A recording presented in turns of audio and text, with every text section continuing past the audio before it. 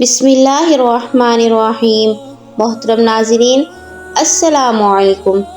حضرت داؤد علیہ السلام کے زمانے میں ایک نارو بے نوا خاتون تھی۔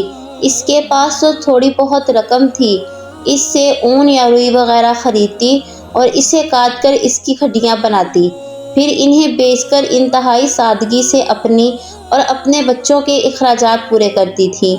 ایک دن وہ سوت کاٹ کر اس کی کھڈیاں بنا کر بازار میں بیچنے کے لیے سر پر رکھے جا رہی تھی کہ اچانک تیزی سے ایک کوّا آیا اور ایک کھڈی اٹھا کر لے گیا۔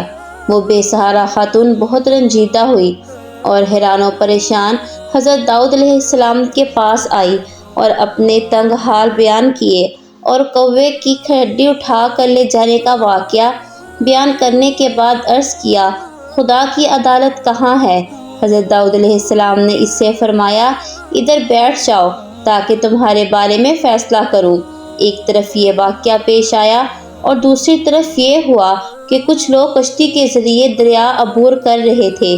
ان کی کشتی میں سوراخ ہو گیا اور پانی داخل ہو جائے، اس سے کشتی کے ڈوبنے کا خطرہ تھا۔ ان لوگوں نے نظر مانی کہ اگر اس خطرے سے نجات مل گئی تو 1000 دینار کسی فقیر کو دیں گے۔ اللہ تعالیٰ نے ان پر لطف و کرم فرمایا اور اس کوے کی ڈیوٹی لگائی کہ وہ اس خاتون کی کھڈی اٹھا کر کشتی میں لا پھینکے۔ کوے نے ایسا ہی کیا۔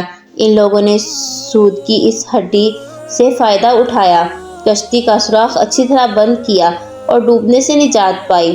جب وہ لوگ ساحل پر پہنچ گئے تو اپنی نظر ادا کرنے کے لیے سیدھے حضرت داؤد علیہ السلام کی خدمت میں حاضر ہوئے اور 1000 دینار حضرت کی خدمت میں پیش کرتے ہوئے اپنے دریا سے نجات پانے کا پورا واقعہ تفصیل کے ساتھ سنایا۔ حضرت داؤد علیہ السلام نے اس خاتون کے سامنے خدا کی حکمت و عدالت کی بیان کی اور وہ 1000 دینار اسے دے دیے۔ وہ خاتون بہت خوش ہوئی اور سمجھ گئی کہ خدا سے زیادہ کوئی بھی عادل اور احسان کرنے والا نہیں۔